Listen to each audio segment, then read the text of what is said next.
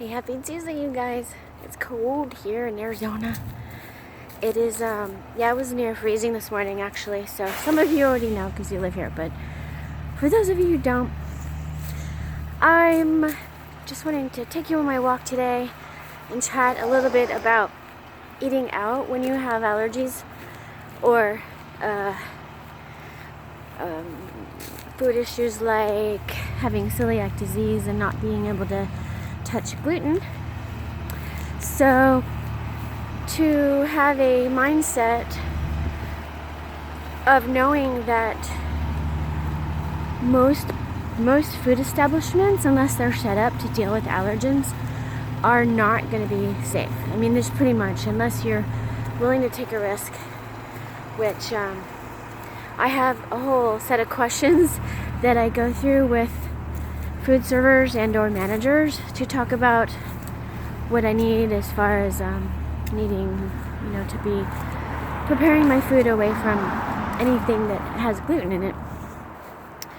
So it's like just being willing to go through that couple, lines of questions to ask if they're set up for it. If they're not, it's not a big deal, and I just choose to have either something completely safe there or not eat at all at that establishment. So really, the choice is yours. I know that some people get frustrated. They're like, well, but I want to eat out, or I have to eat out, or I always eat out, or I'm out with friends or family and I need to. Well, when you make a decision that you're just gonna take care of yourself, what does it matter that anybody else cares that you eat or not eat there? You could, buy an iced tea, or, you could possibly also, what I've done whenever places have been completely not knowing what to do with gluten stuff, is I'll say, okay, look, I just need then your just straight salad with just veggies, and that's it. And ask them to prepare it separate from other foods. But it can be a challenge if you have that mindset that you care what other people think. That's going to be a block.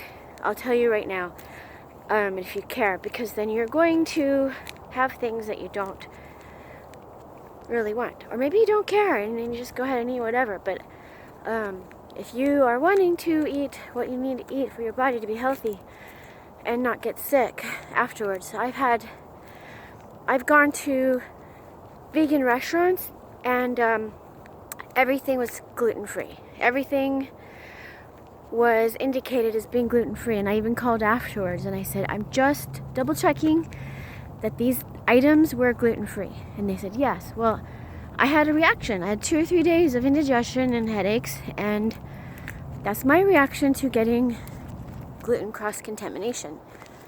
And it sucks, but it's the risk you take when you eat out. And knowing that as well, what can you do, So there are processed foods you can buy to take with you, like protein bars and things like that, and fruit and vegetables packed in a little bag. I mean, who knows?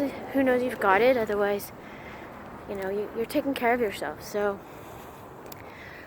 it's definitely a huge topic, and it's part of what I do to help people get through eating in this world of, restaurants and processed foods. And really, if you make it an issue, like if you don't do those things, then you'll be, feeling like you're not a part of the world, and it's just a mindset thing, and I just want to eat well. I don't want to be sick. I really don't want to be sick. I've spent too many years of my life being sick and really sick and wanting to die, and I'm not going there anymore. I don't want it. I'm not doing that. I have come to a place where it's like, I just want to feel good, and I think it goes beyond time and age, and getting to a place where I would just like peace in my life. So anyway, I do hope that was helpful. I just like to have sort of like my walk chats, where I share with you some ideas of what I'm thinking today for my journey in my gluten-free, plant-based living. So have an awesome day, you guys. I will talk to you soon.